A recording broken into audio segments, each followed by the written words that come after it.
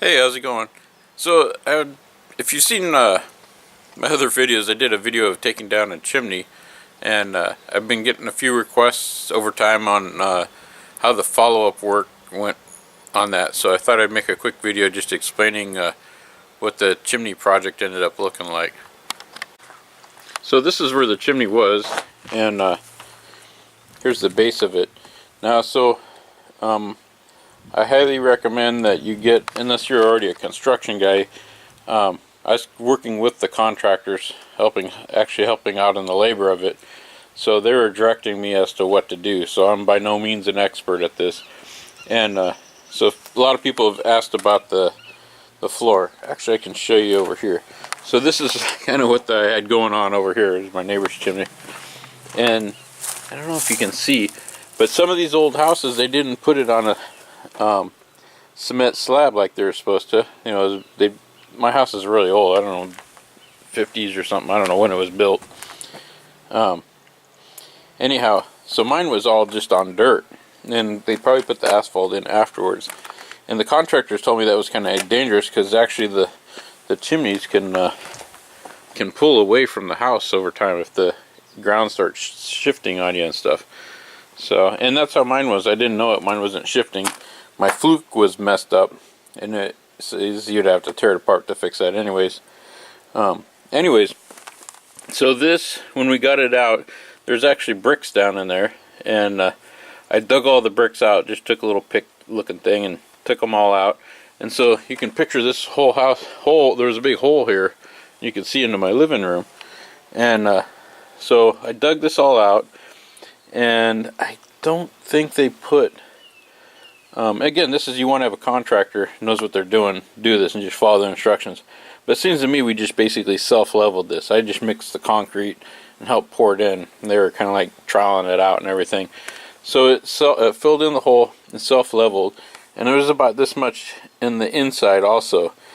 And so that once that was done, then I actually, we put siding up.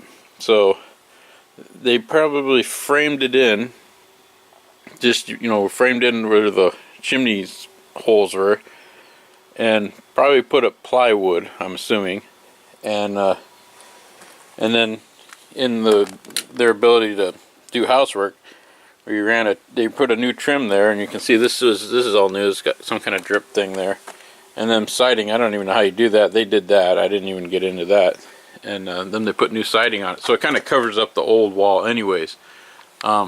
We also had our roof extended out because it wasn't. And again, this is where contractors, they know what they're doing. I think it was probably where those first layers were, and they are able to extend out the boards and bring the roof out. So that's the way it's kind of like built, modernized now. You should have lips on the roof. My neighbors, I'm looking at them, theirs are all like that. But here's a good example. That one's there, and see how flush that one is? That's an older style, and so that in newer construction they don't do that. They try to have a lip all the way around. It keeps the water from splashing on the siding and also digging into the foundation. And that's where you could get, that's probably what's dangerous, is if that was short and the water is dripping. It rains here like for 6 months at a time. That water would constantly be pounding on the ground and soften it, and that would cause the chimneys to collapse away from the walls. Again, I had no collapsing issues. But anyway, so hopefully this will just kind of explain some of the stuff that was involved, and I'll show you what it looks like on the inside. So basically this is just the inside of the house. There used to be a fireplace here, and I can't even remember how far up was brick. It probably went all the way to the roof, but I can't remember. But definitely, down in this area about where this TV is, you had your fireplace, and it went out into here, and we also had floor put in. So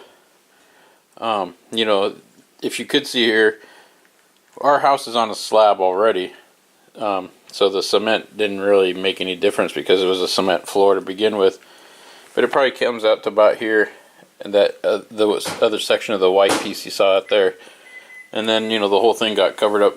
If you didn't have the fake wood floor, you'd probably use carpet, but that's going to cover the floor there. So it just kind of looks like a wall now, which is kind of nice because I didn't have any wall space before. So I could hang something there, and they gave me this back because you don't want to put your TV set in front of your fireplace. So once again, I hope that just kind of helps people out there. Like I said, I've been getting questions about this. If you have more questions, I don't know much more what I can say about it. Just get a contractor, and you can save a little bit by helping them work out if it's an independent guy or something. A lot of contractors don't want you even in the way because you're just going to slow them down. But my project was kind of extensive and took a long time, so that, you know, I was working with them on a lot of the stuff. Anyways, I hope that it's starting to rain now, but got to get going. If you have any questions, just leave them in comments below and I'll try to help you out there.